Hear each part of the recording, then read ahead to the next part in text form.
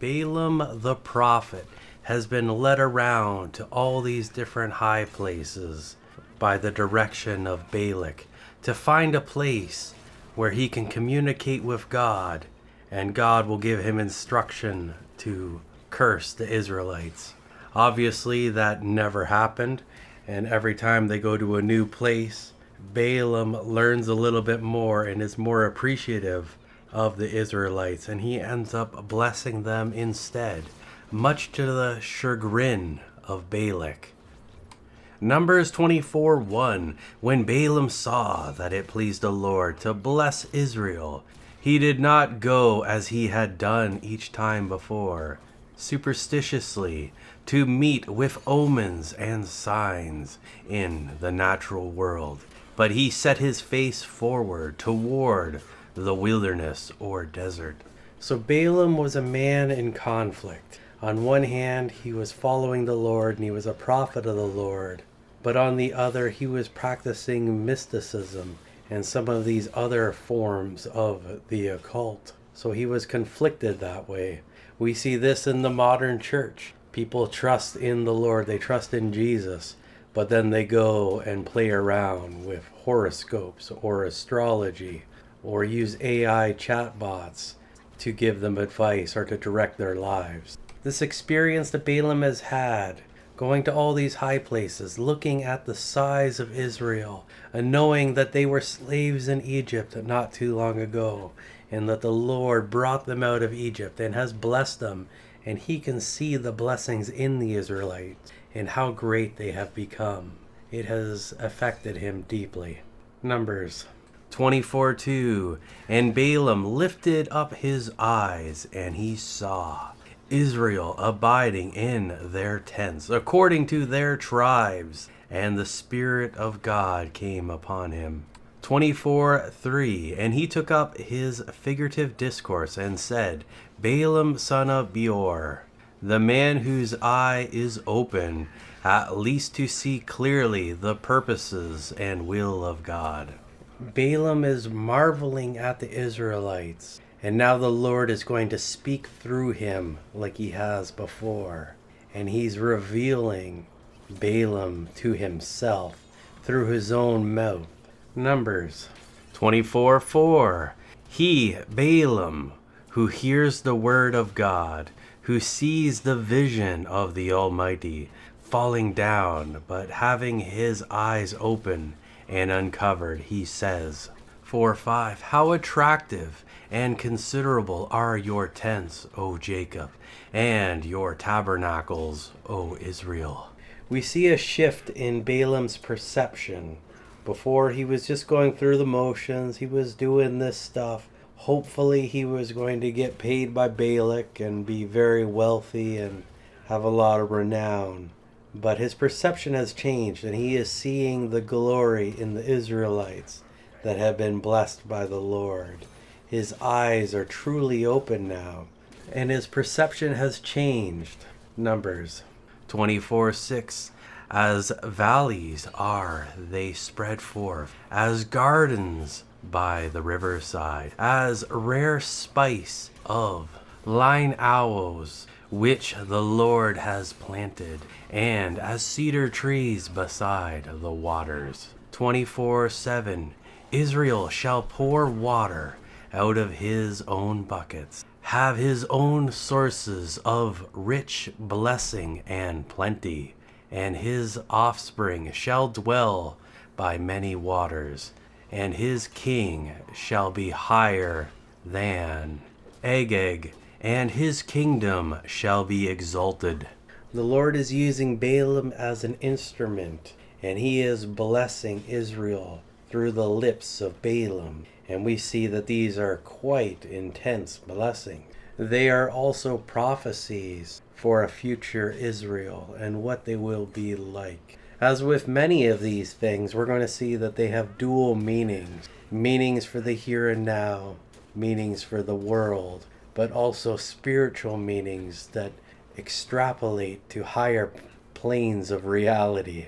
The people of Israel have been wandering the desert for a generation, but they are going to be in a place or a position where they will be surrounded with greenery and life, that the water will allow the growth of these things. We are going to see that Israel is going to provide itself with its own water. This sounds like irrigation, something Israel does today. If you look at the Middle East, most of it's a desert, but if you look where Israel is, there's lots of fruit and luscious plants. It's one of their biggest exports, so it's kind of crazy how that works. Water also has a spiritual meaning, the living water. And Israel is the one that provides the living water to the world through Israel's descendant of Jesus. So there is a whole lot going on here. This is one of those lines in the Bible that has a plurality of meaning in multi-dimensions. If you take the time to study it, there's a whole lot there. Of course, we're not going to go to quite that level. Numbers 24:8. God brought Israel forth of Egypt. Israel has strength like the wild ox. He shall eat up the nations, his enemies, crushing their bones and piercing them through with his arrows. 24:9. He crouched, he lay down as a lion and as a lioness. Who shall rouse him? Blessed of God is he who blesses you, who prays for and contributes to your welfare. And cursed of God is he who curses you, who in word, thought, or deed would bring harm upon you.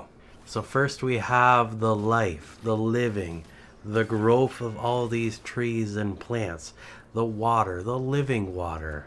And now we have the sword, Israel and their attack, the strength, the military might of the Israelites.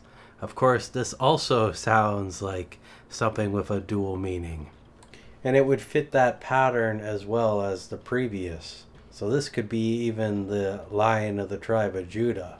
And I haven't found anyone that's made that comparison before, but I do think it's a reasonable one to make. Israel at this point in time did not have a king, so this is referencing a future date when they would have a king. And it could even simultaneously reference multiple kings at the same time. Certainly pretty cool and definitely deserves further study.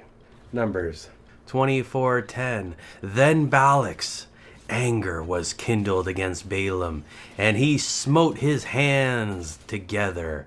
And Balak said to Balaam, I called you to curse my enemies, and behold, you have done nothing but bless them these 3 times.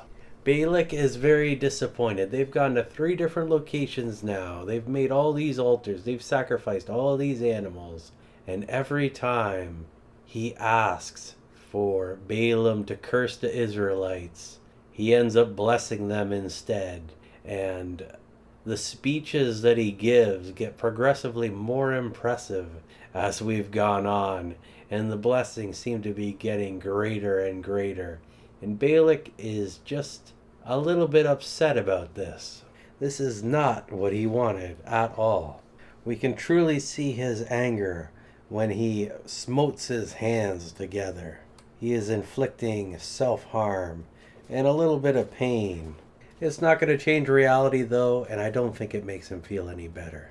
Numbers 24:11. Therefore, now go back where you belong, and do it in a hurry.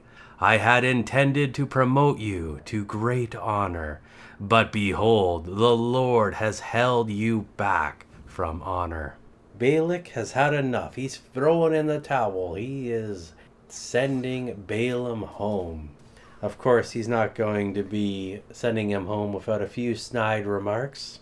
He makes reference to how he would have promoted him, how he would have looked after Balaam, but because he wasn't being obedient and doing what he desired, he is going to withhold all of that. And he's blaming the Lord, and he's trying to get Balaam to blame the Lord for this as well.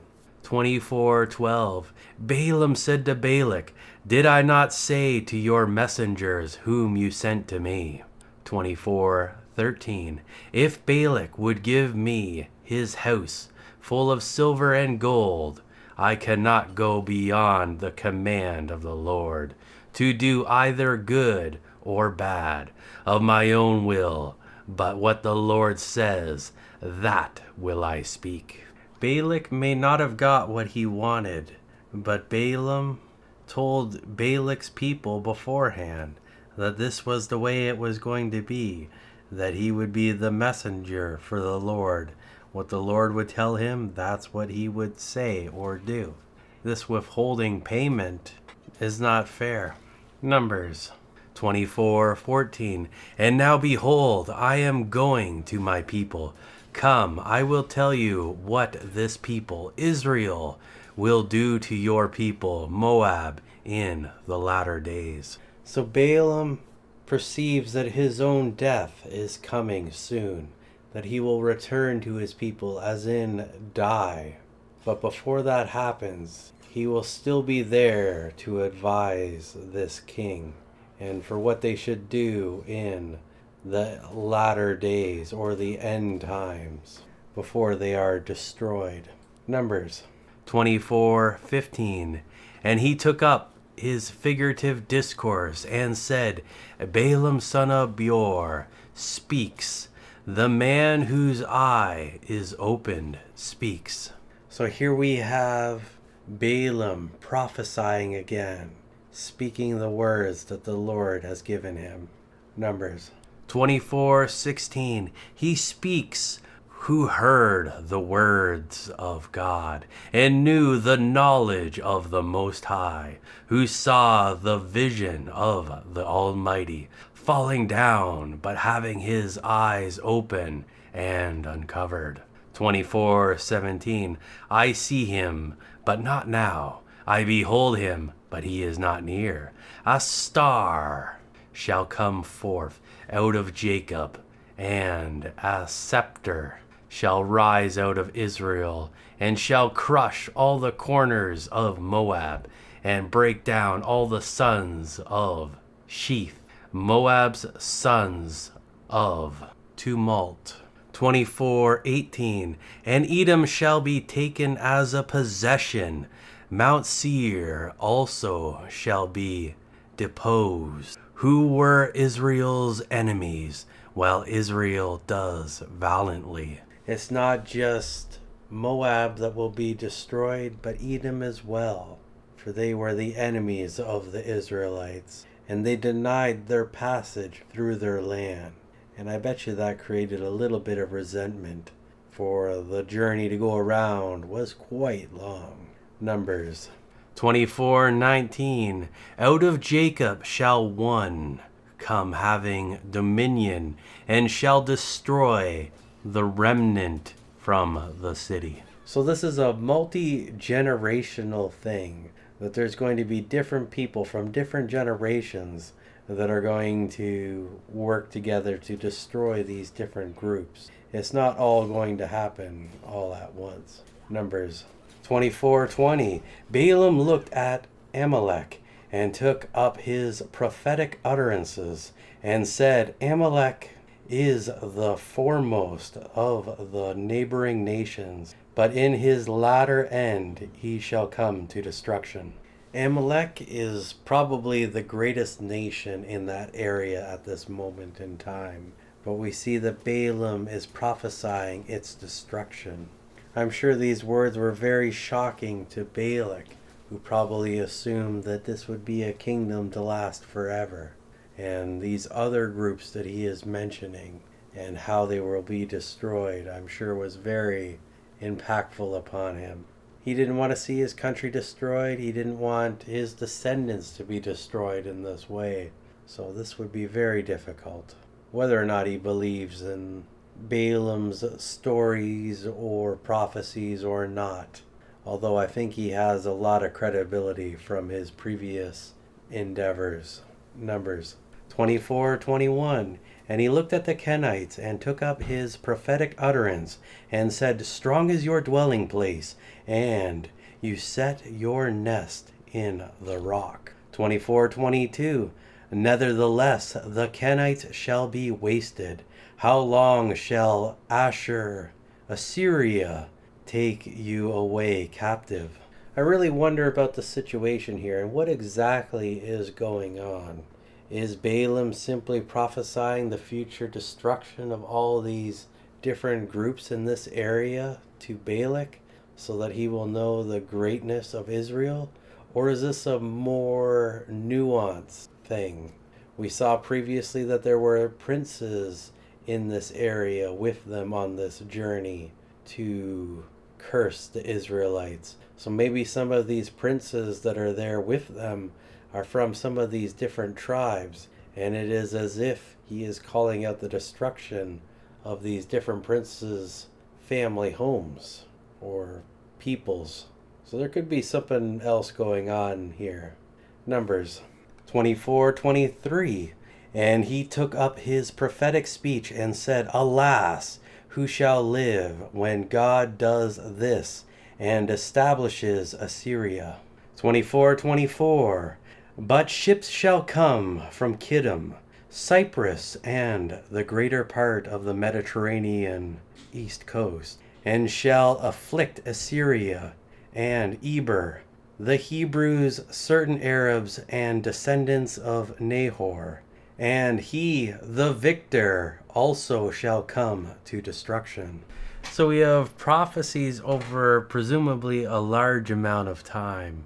What's going to happen to the people that are there right now, and who's going to replace them, and what's going to end up happening to them.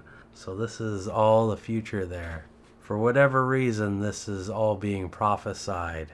Numbers 24:25. And Balaam rose up, returned to his place, and Balak also returned his way. So Balaam has been relieved of his duties. He can go home, back to his house, and doing whatever it is that he was doing there.